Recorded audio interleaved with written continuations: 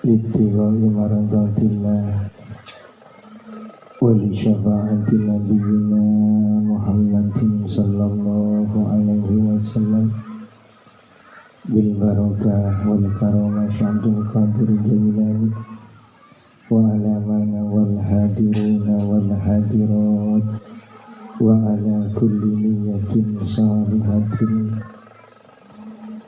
Al-Fatihah. A'udzu billahi minasy syaithanir rajim. Bismillahirrahmanirrahim. Alhamdulillahi rabbil alamin arrahmanir rahim maliki yaumiddin. Iyyaka na'budu wa iyyaka nasta'in ihdinas siratal mustaqim siratal ladzina an'amta 'alaihim ghairil maghdubi 'alaihim waladdallin. Rabbi ighfir lana wa liwalidina amin. Assalamualaikum warahmatullahi wabarakatuh.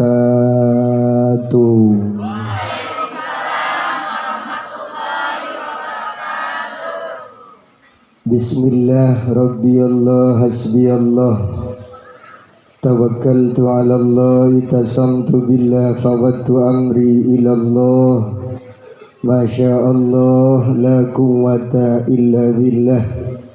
Allahumma salli ala Sayyidina Muhammadin al-Fatihi lima ulika wal khatim lima sabak nasiril haqqi bil haqqi wal hadi ila siratikal mustaqim wa ala alihi haqqa qadrihi wa miqdarihil azim.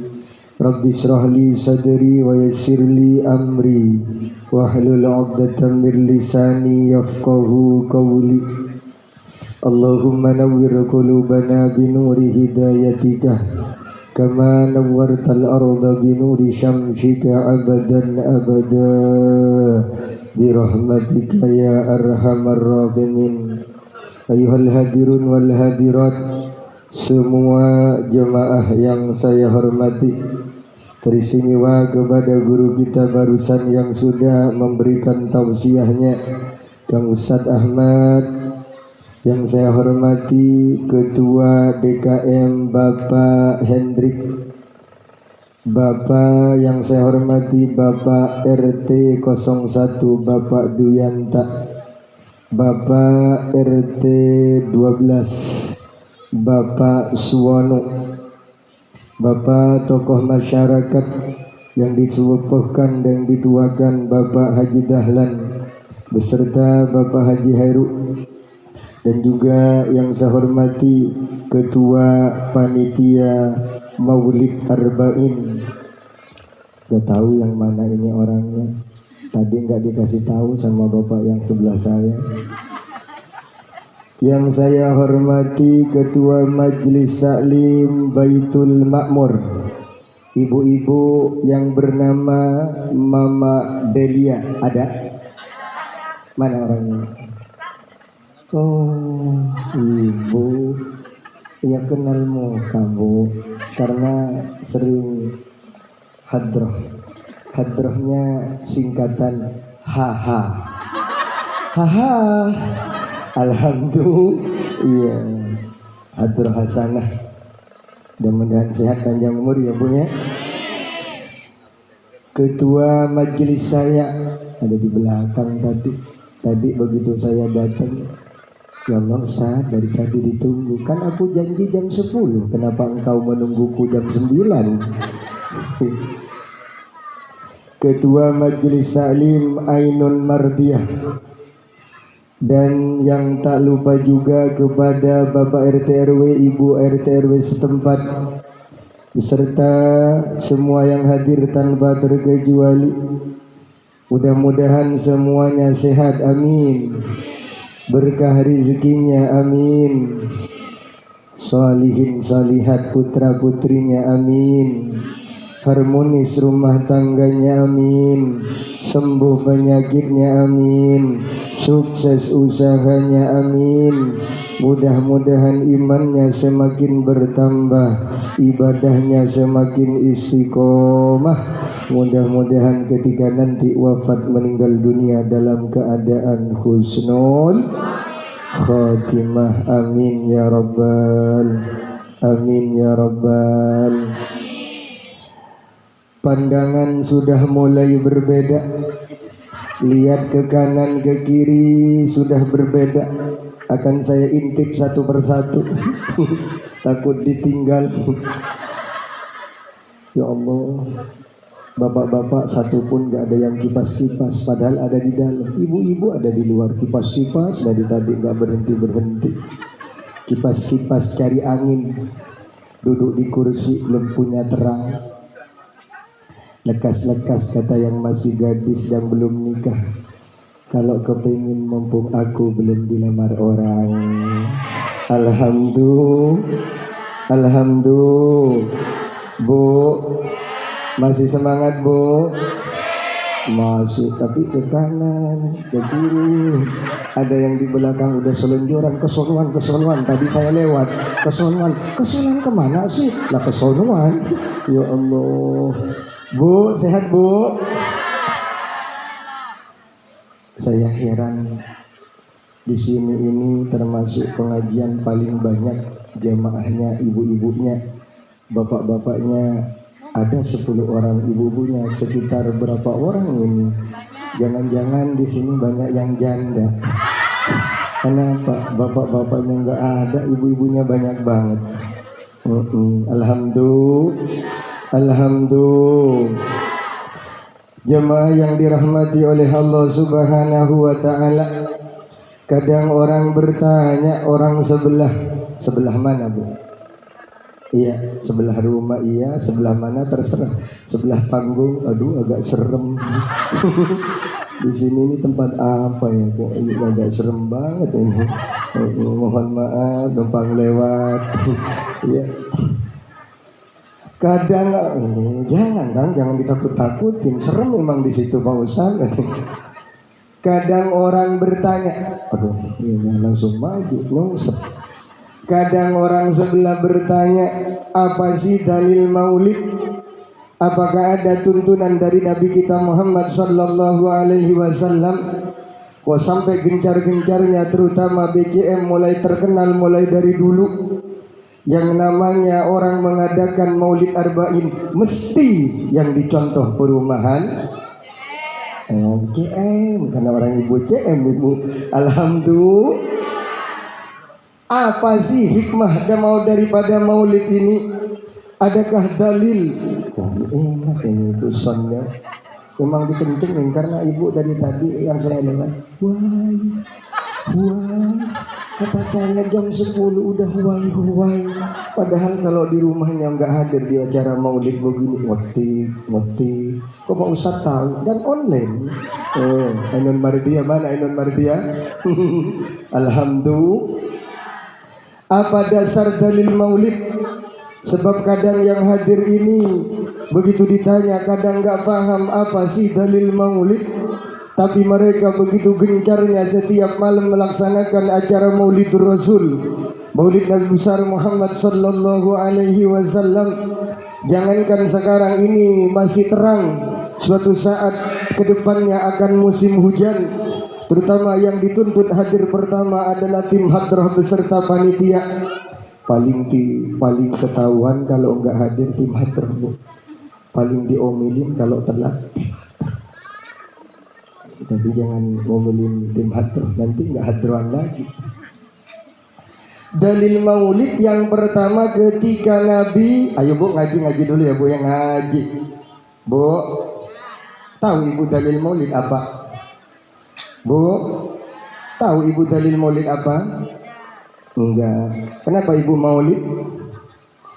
Yang ngikutin apa yang sudah dijalankan oleh guru-guru kita. Yang pertama dalil maulid itu ketika Nabi Muhammad sallallahu alaihi wasallam keluar dari dalam beliau. Ternyata Nabi Muhammad melihat sahabat lagi berkumpul. Nabi bertanya kepada sahabat tadi, "Ma ajlasnakum?" Apa tujuan kalian duduk-duduk bareng seperti ini? Dalil maulid ini. Kasih tahu kepada mereka. Kalau mereka nggak bisa baca kitab, suruh ngetik di Google, nanti muncul. Ya.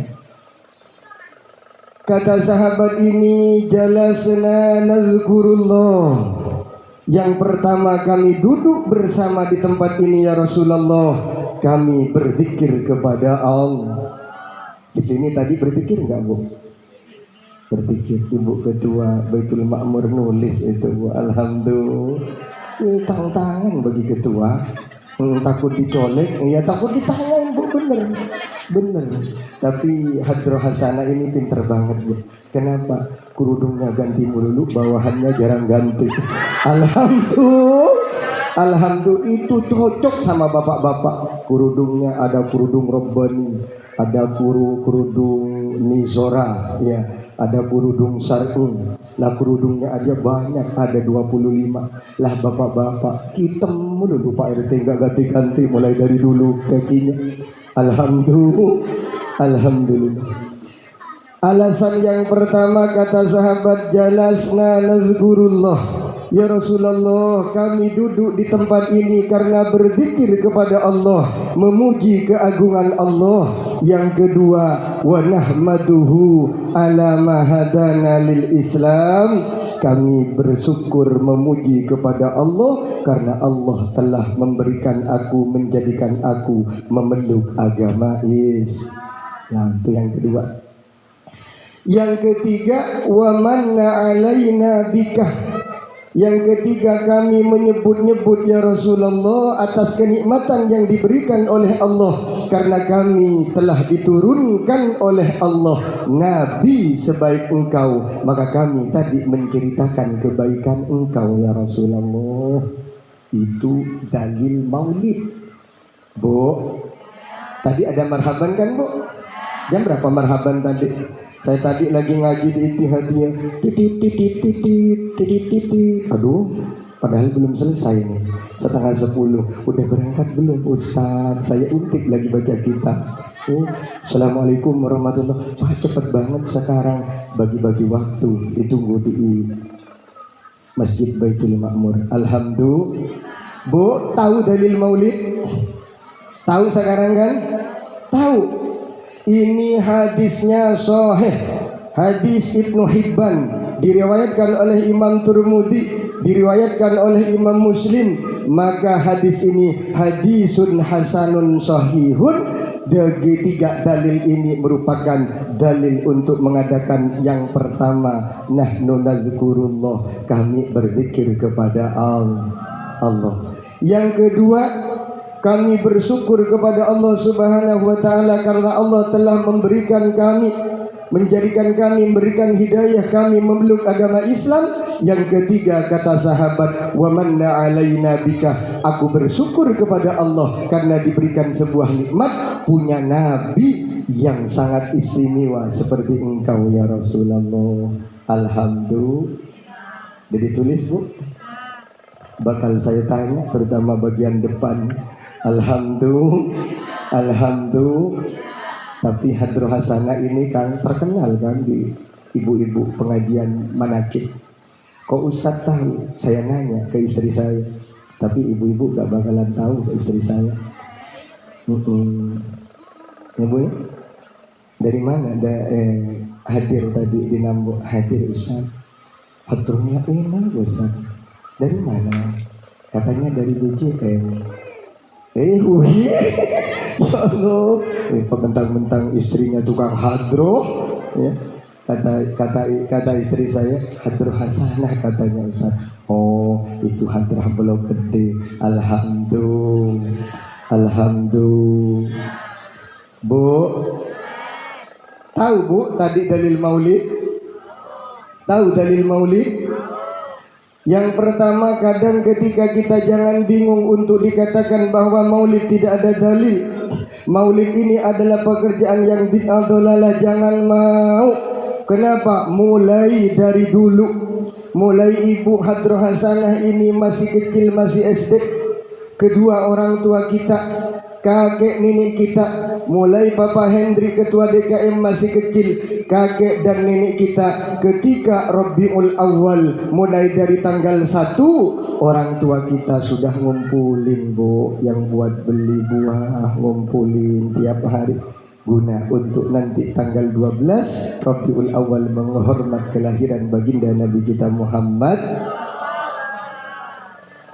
Kenapa pada saat itu mereka tidak tahu dalil, tapi saat itu begitu gencar-gencarnya, begitu semangatnya, terutama yang kecil-kecil nih Bu, walaupun tidur begitu di tempat, apalagi di belakang tuh mainan balon tuh nggak apa-apa bawa. Kenapa? Karena inilah nanti yang akan meneruskan Maulid Arba'in kan. Ini nanti yang bakal meneruskan jadi DKM, jadi Pak RT. Ini nanti yang mentalkin anak kita ketika kita meninggal dunia.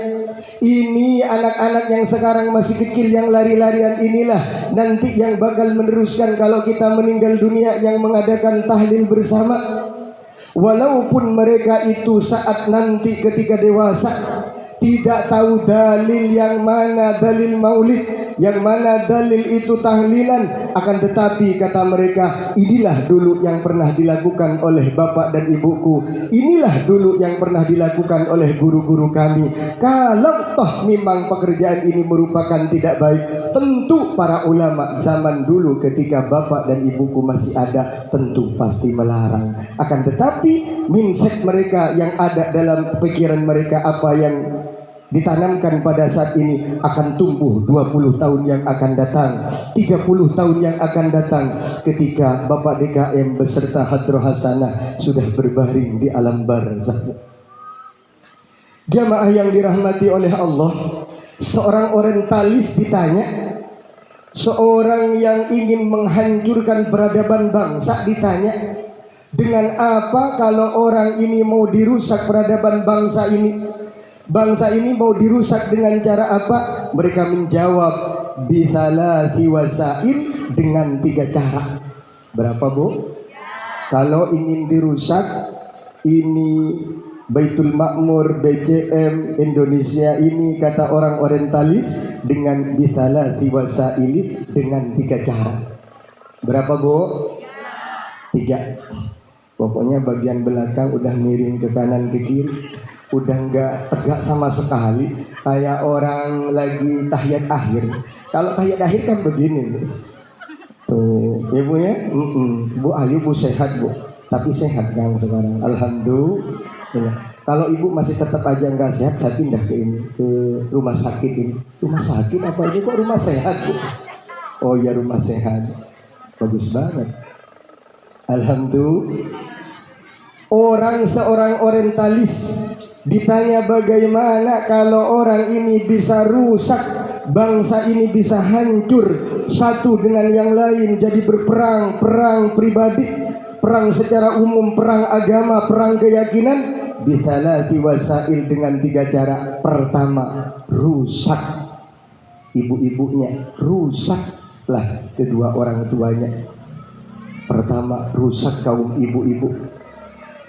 Kenapa seorang orientalis mengatakan harus dirusak dulu kaum ibu-ibunya? Sebab ibu-ibu adalah madrasatul ula. Ibu-ibu adalah pendidikan pertama. Ibu adalah tiang negara, bukan bapak-bapak tiang negara. Sebab anak mulai saat masih hamil, yang hamil ibu-ibu apa bapak-bapak? Jawab Bu. Yang hamil ibu-ibu apa bapak-bapak? Yang lahiran ibu-ibu apa bapak-bapak? Yang nyusin anak ibu-ibu apa bapak-bapak? Yang nyuapin ibu-ibu apa bapak-bapak? Kalau nangis tengah malam yang bangun ibu-ibu apa bapak-bapak? Giliran udah gede dia sekolah, yang nganterin, yang jemput, yang nganterin sekolah ibu-ibu apa bapak-bapak? Yang suka nyubit ibu-ibu apa bapak-bapak? Tuh, ibu-ibu lagi. Jadi kalau ibu-ibunya dihancurkan dengan cara apa? Dikasihlah sebuah tontonan yang kurang beradab. Sibuklah orang tuanya, sibukkan ibu-ibunya dengan cara media sosial. 1, TikTokan. Ternyata nggak ngantuk Pak DKM, TikTokan. Ya Allah, Ya Allah, padahal giginya udah copot sebelah, rambutnya udah putih, udah hitam, bukan pirang, tapi udah emak-emak. Alhamdulillah, masih tiktokan. Sibuk dengan tiktokan, sibuk dengan facebookan. Akhirnya anak lulus kelas 6 masih belum bisa baca Quran. Ibu kudu sedih. Jika ibu punya anak ternyata kelas 6 masih Iqra 3, kelas 6 masih Iqra 4, kudu sedih. Kenapa? Karena anak ibu termasuk ketinggalan dalam pelajaran agama. Sebab anak kalau sudah SMP belum bisa baca Quran, ini anak mengkhawatirkan. Saat ini diwanti-wanti ketika ada orang tuanya, ayo nak belajar, ayo nak ngaji, ayo nak ke masjid. Suatu saat 30 tahun ke depan ibu sudah nggak ada. Khawatir terjadi kemarin yang di Facebook, yang di YouTube, khawatir terjadi. Kan ada kan? Ada. Begitu malam Jumat, kan kanan kiri pada ke makam ziarah, ya Bu ya, ziarah. Yang sebelah sana baca Yasin wal Qur'anil Hakim innaka laminal mursalin. Sebelah sana la ilaha illallah, la ilaha illallah. Sebelah sana Bu, marhaba. Apa Bu? Oh saya nggak bisa marhaba. Ya misalkan, ya udah itu aja. Yang sebelah sana baca rotib. Sebelah sini mah anak kita yang ditinggal gak bisa baca Quran, nyetel HP, gak mau kalah nih. Muammar Z akang yang disetel. Ar-Rahmanu 'allamal Qur'an, khalaqal insana 'allamahul bayan. Pas anak ngomong, "Mak, dengerin ya mak, ini mah HP aku beli sendiri, jadi mama mah dengerin HP ini agar supaya mama terkirim bacaan ini, bacaan Yasin, bacaan Waqiah. Emang di sini nak ada paketan, di sini nggak ada paketan nah."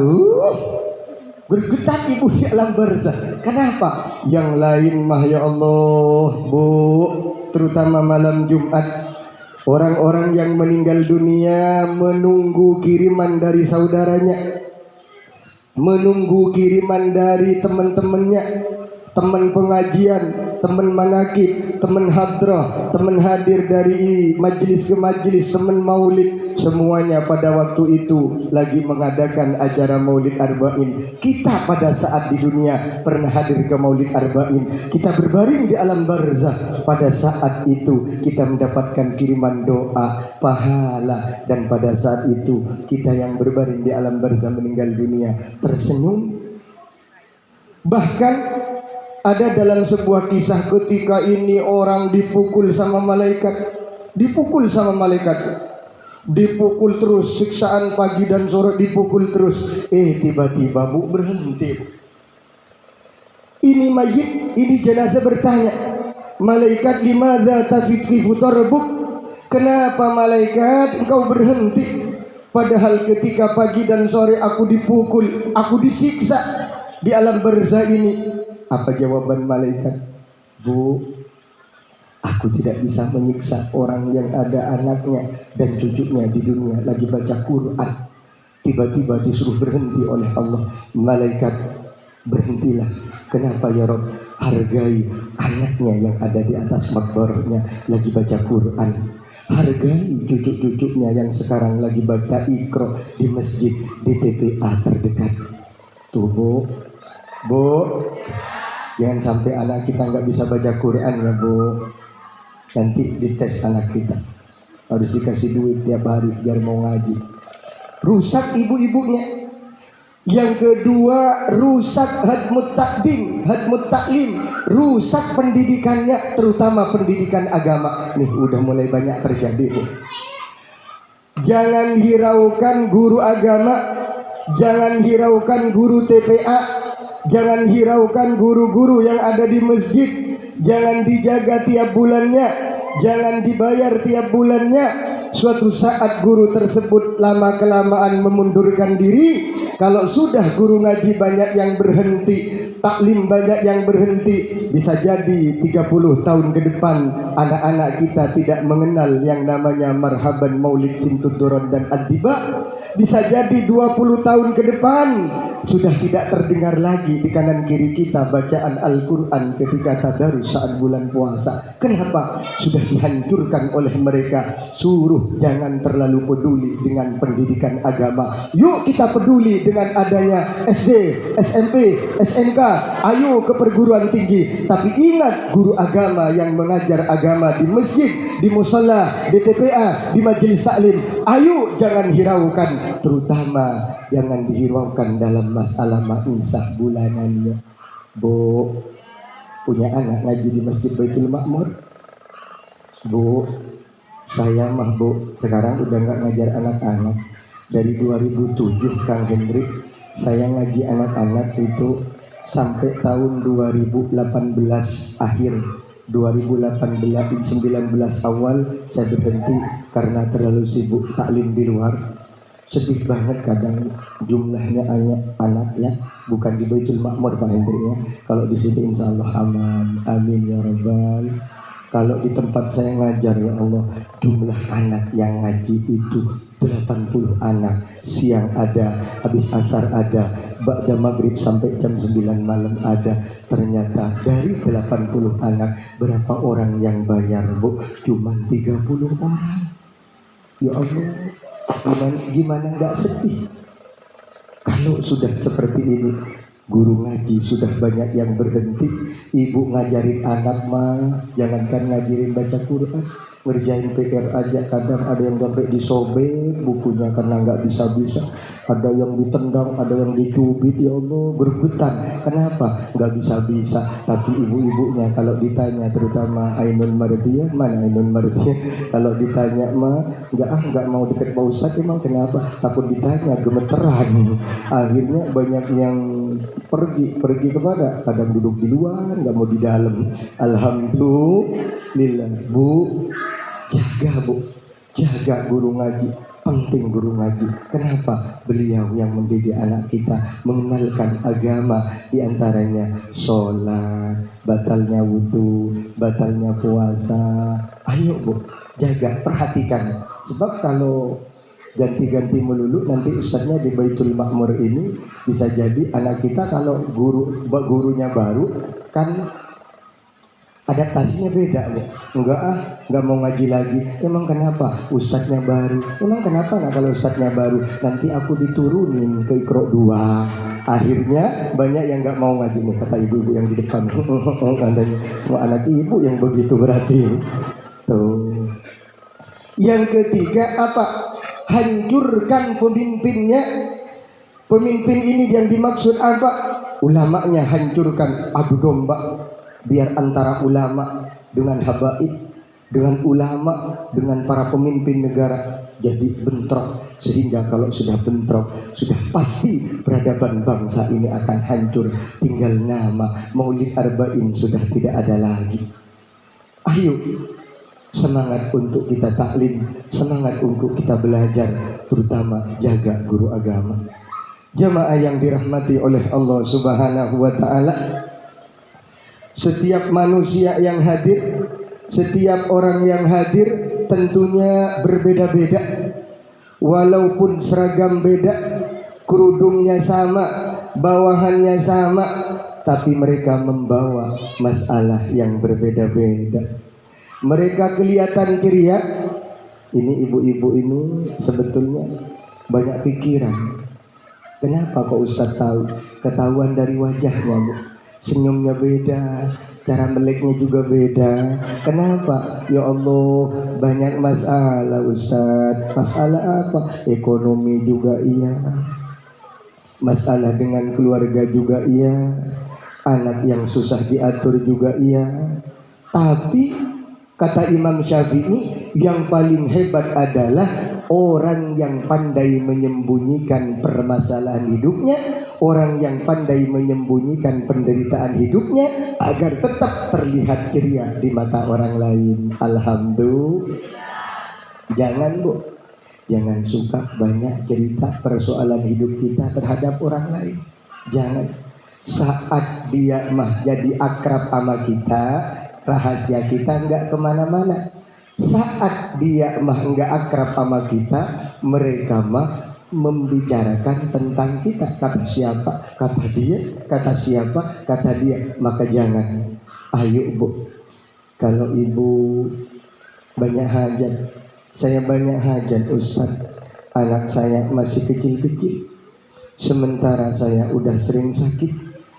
Kadang berpikir ketika anak saat itu dua-duanya tidur, yang satu di pesantren. Kadang seorang ibu membelai rambut anaknya, dicium pada saat tidur, padahal saat siang hari dicubit melulu. Kalau lagi tidur kan sayang banget bu sama anak. Ya Allah nak. Kadang orang ini mah berpikir, mama belum tentu nak bisa membuatmu bahagia di kemudian hari. Mama umurnya belum tentu nak sampai situ kuliah selesai. Mama umurnya dan bapak belum tentu sampai situ duduk di sebuah pelaminan bersanding berdua dengan istrimu. Tapi mama mulai saat ini, ketika ruku dan sujud, ketika habis sholat selalu mengangkat tangan, anakku ya Allah, anakku ya Allah. Kadang anaknya sakit, dirawat gak sembuh-sembuh. Udah dirawat kemana-mana Ustaz, ternyata begitu pulang kambuh lagi. Duit sudah nggak ada karena dirawat 7 hari di Dokter Iqbal kena 15 juta Ustaz. Ada yang begitu. Ada kemarin tetangga saya mau nggak bisa ditawar 15 juta. Terpaksa kudu pulang saat itu. Kenapa? Ditelepon orang tuanya sakit parah. Pulang nak, ibu mau masuk rumah sakit. Ya Allah bu. Pada saat itu ketika kita mengeluh ke tetangga, tetangga kita sudah punya utang, kita sama tetangga sudah punya utang, nelpon sama saudara untuk minjem uang, ternyata di saudara kita udah punya hutang, mau minjem kemana saat itu? Ke sana kemari, jalan gak tahu kemana arahnya. Kita harus pulang karena ibu kita satu-satunya anak yang ada di BCM. Kudu pulang kata tetangga, kata bibi, kata kakek, kata tetangga, paman-pamannya. Pulang nak, ibumu sakit parah. Indah pada saat itu kalau tinggal ngambil di rekening. Seneng pada waktu itu ketika suruh pulang ternyata di bawah kasur masih ada celengan dan tabungan. Tapi kalau pada saat itu ternyata pada saat itu harus pulang ternyata uang gak ada, minjem ke kanan dan ke kiri udah gak ada. Terpaksa motor satu-satunya harus dibawa ke tetangga sebelah.